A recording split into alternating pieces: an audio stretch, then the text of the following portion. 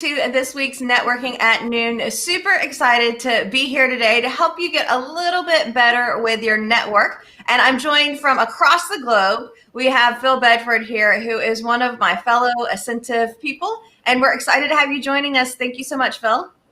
It's super to be with you, Tiffany. Hi, everybody. So how long have you been with Asentiv, Phil? I think it's my 14th year. Oh, wow. So I didn't have their hair then either, so just in case you're going to ask. So that was back when we were a referral institute. It was the old days when we were in blue. Right, now we're multicolor.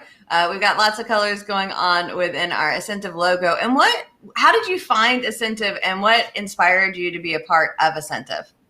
Oh, how long have you got, guys? Okay, get yourself a cup of tea, sit down, put your slippers on. Oh my golly. So at the time I was actually in BNI. I was a member of BNI, and I was what they called a regional director in those days. So I was building chapters, training chapters and all that.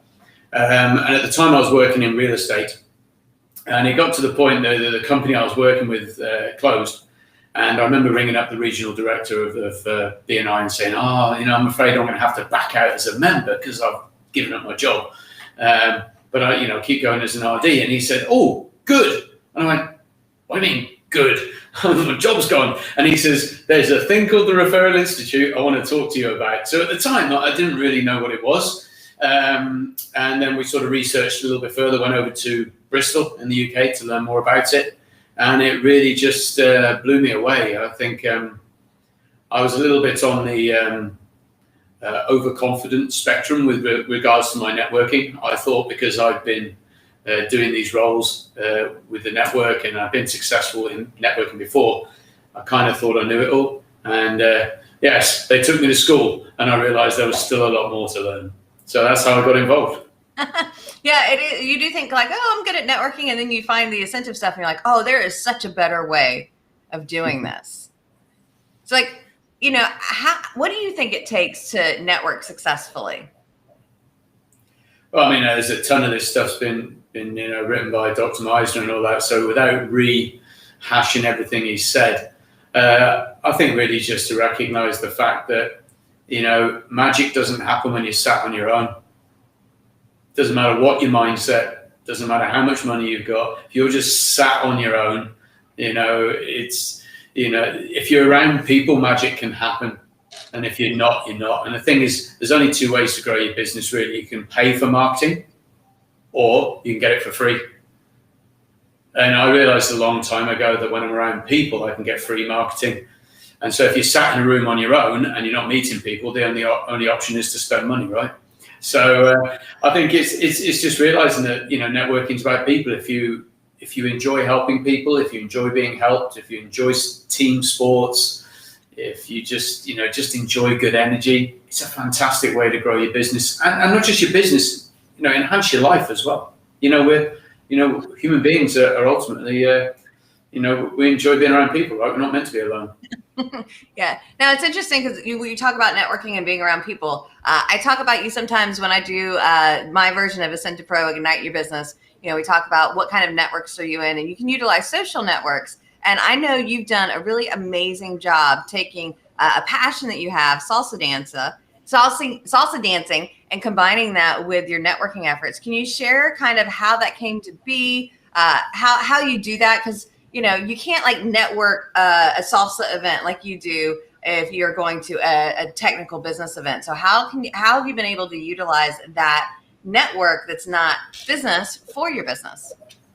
Well, I think ultimately we need to take a step back and just say, well, look, as we were saying before, nothing can happen unless people know you exist, right? There's no point being the world's best kept secret.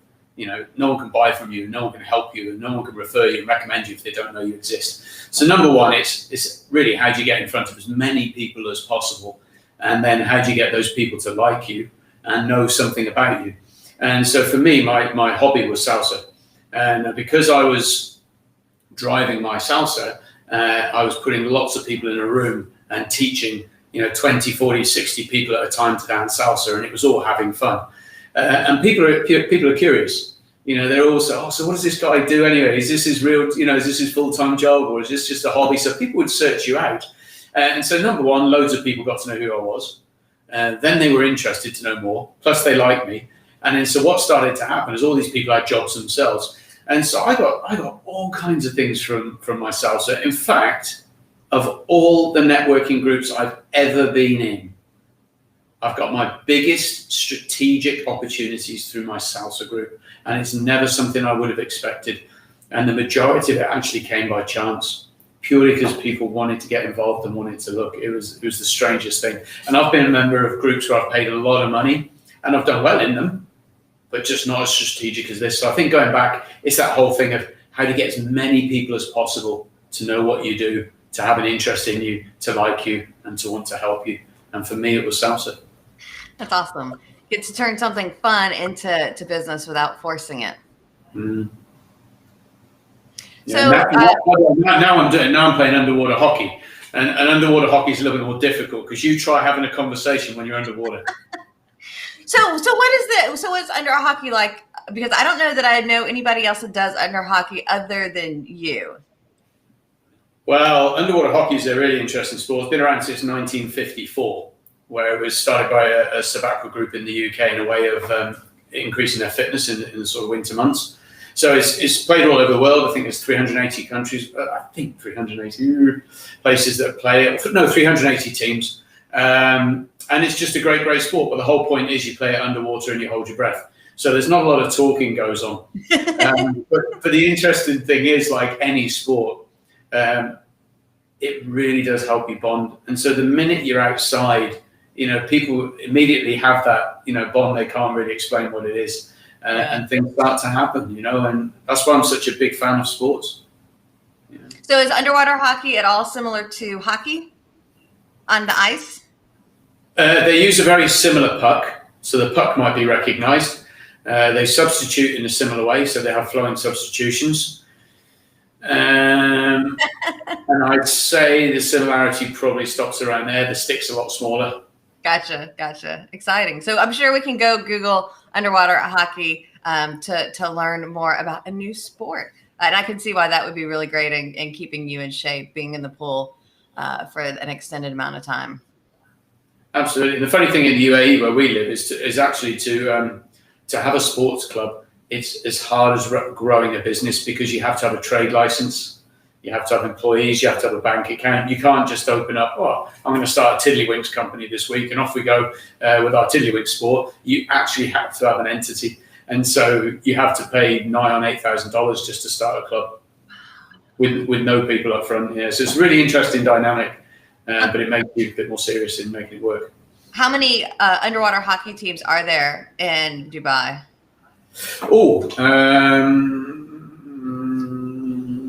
Two. So do y'all play against each other quite a bit?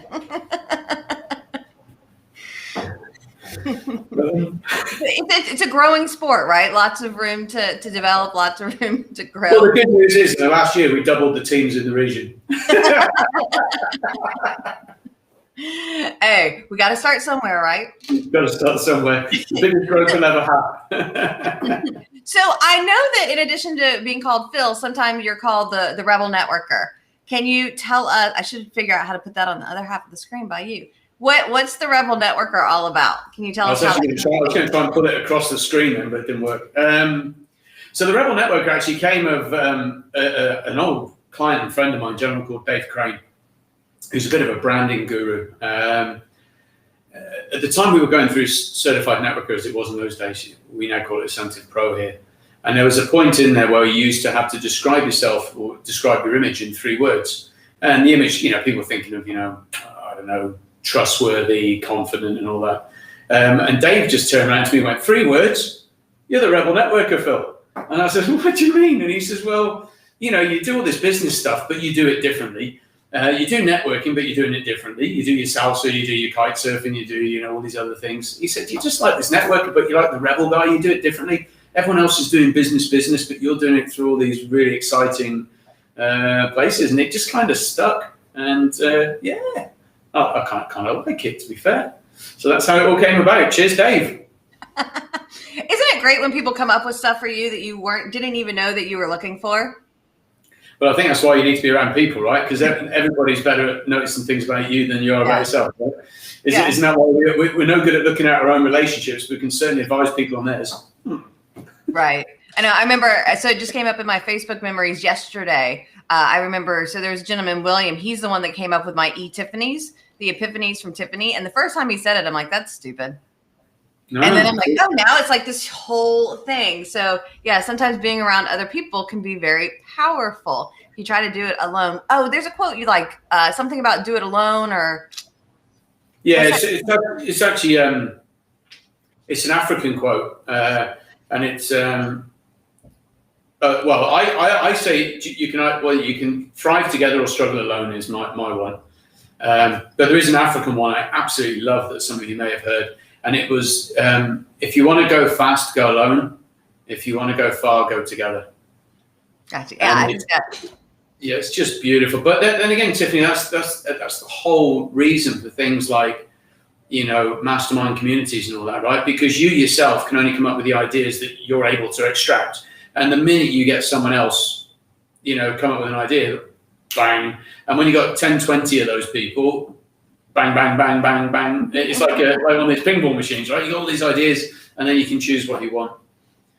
Now, I know we launched Asentiv Mastermind communities here in the Tampa market this year. Do you have those over in Dubai as well?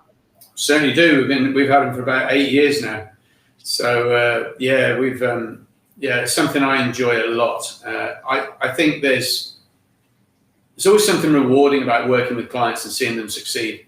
And there's something just as rewarding when they choose to stay with you for the long haul, and you all just continue to be a part of each other's lives, contributing in your own ways. And that's something I really, really do enjoy. And I've got a husband and wife team who've now been with me for, I think, 12 years. And that's just fantastic that people choose to spend their time, with you and with the communities. It's lovely, Yeah, it's awesome to have that community, those people surrounding you, like-minded, makes such a difference. Yeah, so I know. Go ahead. I was going to say, big shout out to Simran and Rajiv if they happen to be listening to this from Excel Accounting. Cheers, guys. So I know something new that I guess it's not new because you've been working on it a while, but coming up soon, you're launching a course.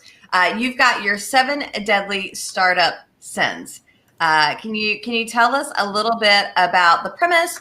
Can you tell us a little bit about what that's about? Can you talk to us about what you have coming up? Yeah, absolutely. So it really came from a belief that I have, which is, if you don't want to make the mistakes everyone else is making, learn from their mistakes. And in the years I've been in business, I keep seeing the same people in their first sort of 0 to 5 years making the same mistakes time and time again. And it doesn't matter really what you tell them, they don't listen. And then they go make a mistake and go, oh, why didn't anyone tell me this before? A little bit like your parents used to say, don't do this. And you'd be like, don't tell me. And then when you're a dad yourself, your mum, you say exactly the same thing because you've learned they were right. And so what I did was I just did a big survey, brought my clients into it, brought my contacts that I knew, all my business contacts, and said, what are the biggest mistakes you ever made in business when you started out? And so I just collated it all along with my experiences. And you know what? It was all the same. And hence I wrote the 7 Deadly Startup Sins. It started as a cartoon, then turned into a book, and it went #1 on Amazon. And then I thought, you know what? A book's only just opening the concept to people. So then I said, you know what? I'm going to turn this to an easily accessible online course. So not only can people find out what the sins are, they can dig a bit deeper and be prepared so they don't make them. So it was just the next thing in the process, really, and that is literally ready to go. So I'll be letting you know when it's out there, and it's it's the main. What was important to me was it was also available at a price that would still be affordable for someone that was going to start their own business, rather than one of these crazy price things, So yeah, really excited to have it out there, and just as excited because there was a couple of the people in my network that helped me do it. So big shout out to Tim from F10X and a good friend of mine, Karina, who helped me do that. So yeah. Very cool. Now, if we're looking to follow you to hear more about when this stuff comes out, and I know you've put out a couple books lately, where can we find you online? Okay, online. I am on LinkedIn, Phil Bedford. You can get me there.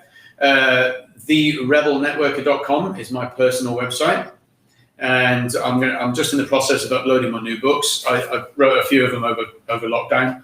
So, trouble is I'm writing books quicker than I can get it edited on the website. So I've got a number of the books will be up there. So I think there's 5 now, but they're all on Amazon. So you can find them all on Amazon.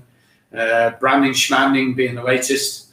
And I'm writing a new one now, which I think you'll love, Tiffany, when that one comes out. But I had to follow you because you produce books like that. Like this. It's going to be the last book anyone's ever going to write. So, got to follow you, mate. I like writing. What can I say? So, yeah, they're the best ways to reach me. Facebook, Phil Bedford, of course, but LinkedIn is a good place because then we can all contribute a little bit more professionally to each other. Excellent. So as we begin to wrap up, I always like to end with 2 questions. The first being, what's one tip you have out there for the general public, one thing that you want to share with people to help them create some success, whether that's networking based or not, is totally okay. Okay, so I think one of the ones that's become really apparent to me, particularly over the last year and a half, is I met a lot of people who in the beginning of lockdown were like, oh, what do we do? So everybody who'd never been on Zoom suddenly got onto Zoom and started networking everywhere. And then within a very short period of time, people were like, oh, this Zoom thing's rubbish. Oh, I want to go back to the real world. And you can guarantee in a year's time, it'll be, oh, the real world's rubbish. Let's go back to Zoom. And I think what occurs to me is, people came up with the same excuses to network offline as they do online. And I don't think anything's ever really changed. So what I would say is, whichever way you choose to network, just make sure you do it. It's so powerful. And, we've always got 10 excuses not to do something. We just need one good reason. And the big thing I have noticed is people spend so much money on their brand. Website, car, suit, glasses, whatever it is that you think is important to your brand. Making sure your staff are behaving themselves, customer service is good. And yet they jump on Zoom in their pajamas, or they have a mess behind them, or the Wi-Fi is terrible, or there is no excuse for it anymore. You're representing your business. Sort it out. I did a speed networking event last week, and I paired with this guy who's in a ratty sweatshirt and just piles of stuff everywhere. Takes 2 phone calls in the 6 minute we're on this speed networking, and I'm just like, I got the first month this was happening. People had to figure it out, but we're not on the first month anymore. We're into our 2nd year of this. Yeah, that's why I wrote that book, You're on Mute, which was kind of funny because everyone on every call all around the world every day, somebody mentions my book, You're on Mute. And that's why I wrote it, because it just became very quickly apparent to me that, of course, for some people, it doesn't matter. They're quite happy seeing people in their pajamas and they're washing. It doesn't bother them. But there's some people, that's going to be the difference between them working with you and not. And it's for those people that it's important. And I think the people that don't really understand brand and credibility offline are probably taking that online as well. So it might be a tough conversation. But of course, it's like we say in Certified Networker, Asentiv Pro, just dress appropriately to your business. So if you're a fitness coach, you can wear your fitness gear. That's okay. But just consider the whole thing. And things like lighting, things like, good video reproduction. It's the tiny, tiny, tiny things that set you apart from everybody else. And when a lot of people make buying decisions, they don't even know why they bought. And it's often the little tiny things. Right. I know. And it's I think that all the times to have this happen, if it was 20 years ago, it would be a very different conversation of what we would be doing in lockdown. But, for $30 or $20 on Amazon, you can get an inexpensive ring light. You can get a microphone that's decent for, $50 to $100, not a big deal. I spent $20 just to get a riser for my computer. So I'm like, I'm tired of looking at people's noses. I'm like, just these little things. So I love that your tip is, take into consideration. And I think you and I both agree how important brand is when it comes to networking. I don't know that everybody else realizes the impact that it makes. Yeah, and I mean, I was just to make you laugh. Just recently, not recently, twice over the last year, I've been on a call with a guy who I respect. Actually, he's a lovely, lovely guy. But he teaches communication skills, and both times he was in an environment where I couldn't hear him, and his Wi-Fi was bad. And I was like, dude, you got to sort this out. If that's what you're selling, there's absolutely no excuse. Definitely get you. All right, Phil. So the last question I have, this is the toughest of the day, maybe not, is what's your favorite brew? Because our goal is to help people brewing up their business. So what is your favorite brew? And you can pick from coffee, tea, kombucha, beer, and liquor. Oh, well, there's the before 5 p.m. and the after 5 p.m. answer, so I'm going to just leave to one. And that would be a beautiful double espresso. To the point I've just been on barista courses and got myself a proper one. And I think coffee is such an art form. It's incredible. So I really enjoy double espresso. No milk, no sugar. Double espresso. Just the espresso. Well, thank you, Phil, so very much for being our guest on our Networking at Noon. It was a pleasure to have you with us. Find Phil on LinkedIn, on Facebook at therebelnetworker.com. Be on the lookout for his upcoming 7 Deadly Startup Sins. And be on the lookout. We'll look forward to seeing all of y'all next week on Thursday, noon Eastern time, for our next episode of Networking at Noon. Happy networking, y'all. Take it easy, guys.